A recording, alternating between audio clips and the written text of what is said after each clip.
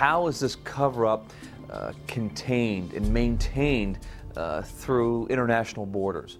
And if it is, are their motivations the same?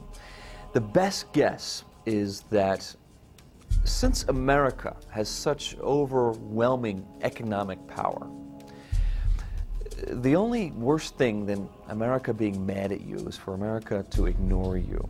There are so many countries, economies depend on America that I think that they take their orders from America in some ways. When it comes to the cover-up, I think that's one of them. The U.S. government is not only pressuring Brazilian government, but it's making pressure over almost all countries that are somehow aligned, politically aligned to the United States. Now, all South America, except maybe for Chile and Venezuela, who has Chavez, who's a rebel, all the rest of Latin America is very aligned to U.S. politics.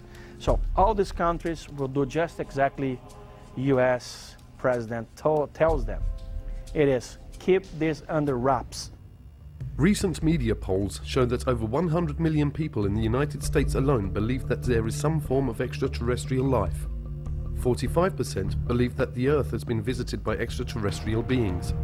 Nationally known journalists continue to turn a deaf ear to the public's demands for true investigative reporting on a daily basis, accepting instead the dribble of denial from numerous government agencies as fact, while refusing to interview the legions of researchers who have made serious scientific investigation of UFOs and alien contact their life's work.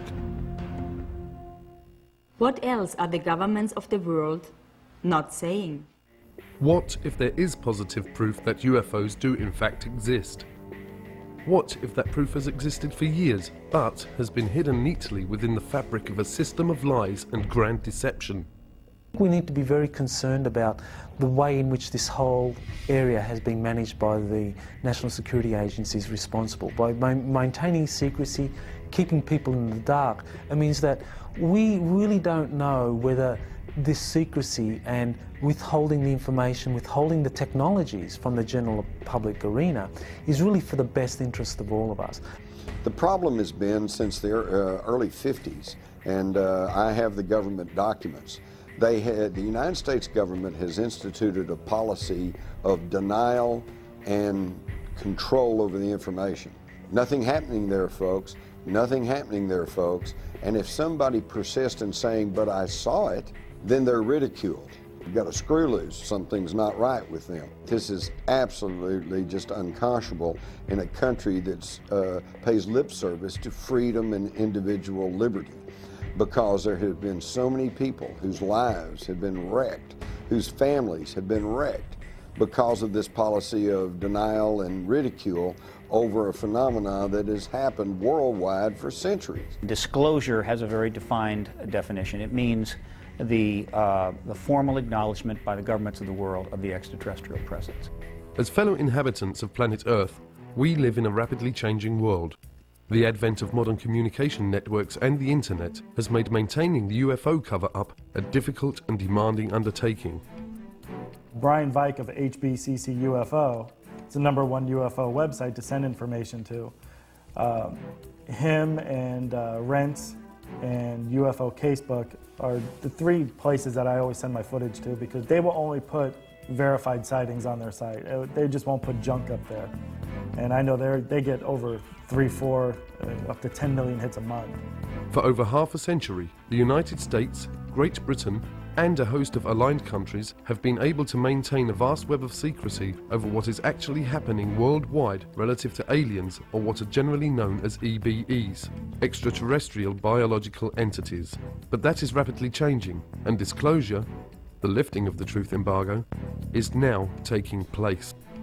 I'll be getting over 500,000 hits this month, but the interesting thing about that is that a couple of thousand of those hits each month are from the military. As far as sharing information on the internet, that is the best way to do it, and probably the safest way, only because I know I've sent DVDs to people and they haven't received them.